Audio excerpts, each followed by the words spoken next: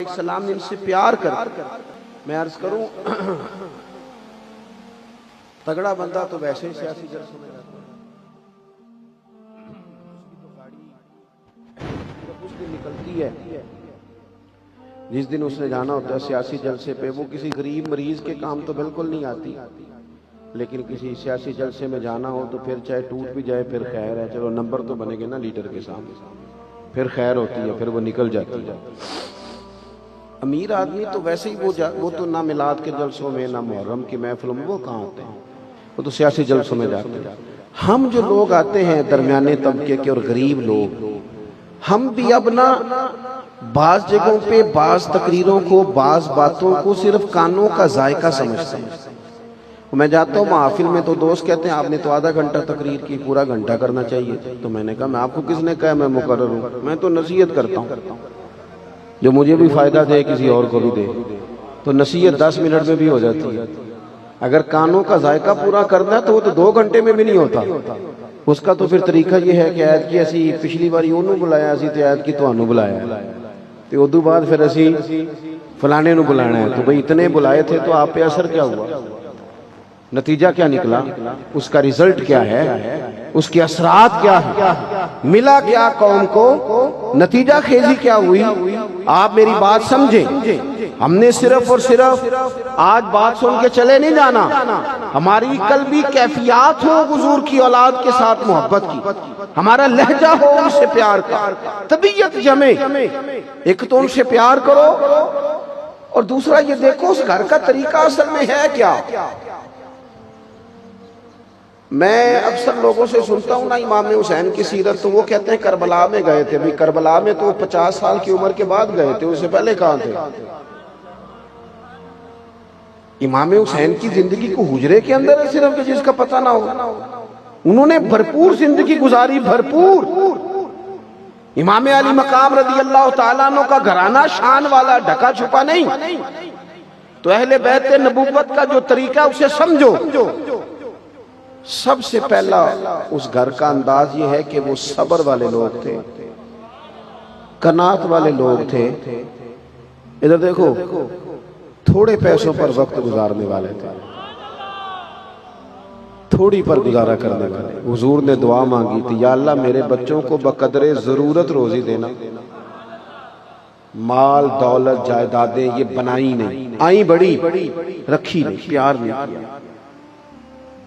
किसी बंदे की, किसी गरीब की बेटी इतना काम करती है कि उसके हाथों पे छाले पड़ जाए, लेकिन हजरत फातिमा के पड़ जाते। यहां लोग कहते हैं ओहो बच्ची आ गई थी जी, मैं क्या करता। तो नबी पाक के पास आके हजरत फातिमा ज़हरा ने कहा कि या रसूल अल्लाह, सुना है आपके पास गुलाम आए, तो एक गुलाम मिल जाए तो चक्की पीस लिया करेगा, घर के काम काज कर देगा। तो नबी पाक ने फरमाया पुत्र तुझे बेहतर नुस्खा ना दूं। या रसूलल्लाह फरमाए 33 बार सुभान अल्लाह पढ़ा कर, 33 बार अल्हम्दुलिल्लाह पढ़ा कर, 34 बार अल्लाहु अकबर पढ़ा कर। जब तस्बीह खत्म होगी अल्लाह गुलाम आजाद करने का सवाब देगा।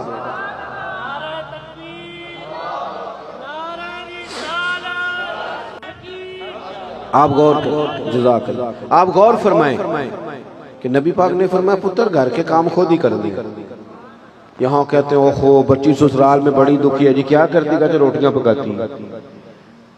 कंजुल माल में ये लफ्ज मौजूद हैं कि ऊंट के बालों की बनी हुई चादर ओढ़ के सैयदा फातिमा खुद चक्की पीस रही थी। बच्चे के लाडला, मेरा बच्चा लाडला है जी, क्या लाडला है, काम कोई नहीं करता, इन्हें कुछ नहीं कहना लाडला है। इतना दुनिया में कोई लाड कर सकता है जितना नबी पाक ने अपनी बेटी से किया है। हम तो अपने बच्चों की तबाही उतार रहे हैं, उनकी सलाहियतें खत्म कर रहे हैं। नबी पाक सल्लल्लाहु तआला अलैहि वसल्लम ने देखा कि सैयदा चक्की चला रही, तो हुजूर ने देखते हुए ये नहीं फरमाया कि फातिमा मैं को बंदोबस्त करता हूँ, मैं निकलता हूँ, मैं कुछ लाता हूँ ना। हुजूर देख के आंखों में आंसू आए और पता फरमाया क्या, फरमाया पुत्र दुनिया में थोड़ी सी तकलीफ बर्दाश्त कर, आखिरत की सारी इज्जतें अल्लाह तुझे ही अता फरमाएगा। अपने घर में काम काज करना, थोड़े पे गुजारा करना। अच्छा फिर लुत्फ की बात यह है कि जितने सीरत निगार है ना अहले बैत की सीरत लिखने वाले, वो सब लिखेंगे कि महीना महीना घर में खाना नहीं पकता था, चूल्हा नहीं जलता था, खजूर पानी पे गुजारा। हमारे तो शाम को रोटी मर्जी की ना पकी हो तो बच्चे मोबाइल तोड़ देते हैं। चलो थोड़ी जी गल वड्डियां दी भी कर लेने, यानी वो साहब भी अगर आ जाए उनकी मर्जी की रोटी ना पकी हो तो वो भी कहते तू पेके जा, इसलिए कि ये तूने क्या पकाया है। सुनो ये हुजूर का तरीका मुबारक भी सुनो। सैयदा आयशा सिद्दीका रज़ी अल्लाह ताला अन्हा फरमाती हैं, हुजूर के लिए मैं खाना रखती थी, कभी कोई चीज तबीयत मुबारक के करीब ना होती, पसंद ना होती तो छोड़ देते, लेकिन महबूब ने कभी खाने में नुक्स नहीं निकाला।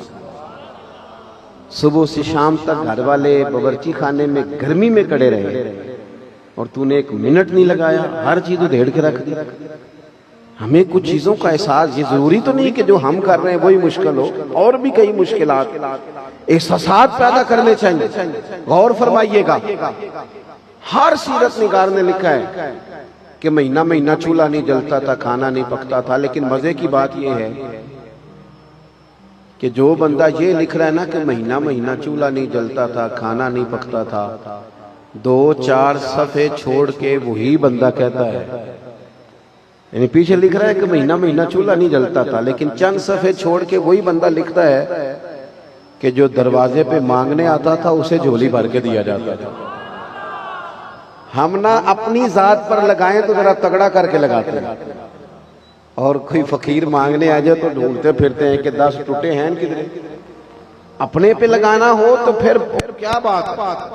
लेकिन अगर अब फकीरों ने क्या करना है, हमारा तो सगा भाई मकरूज होता है, कर्ज के नीचे दब गया, घर से नहीं निकलता, और हमारी तिजोरी में पैसे पड़े हैं, हम झूठ बोलते हैं, अपने तरस गए, लेकिन हमने अपनों की मदद नहीं की, फकीरों को क्या देना था। इल्ला माशाअल्लाह।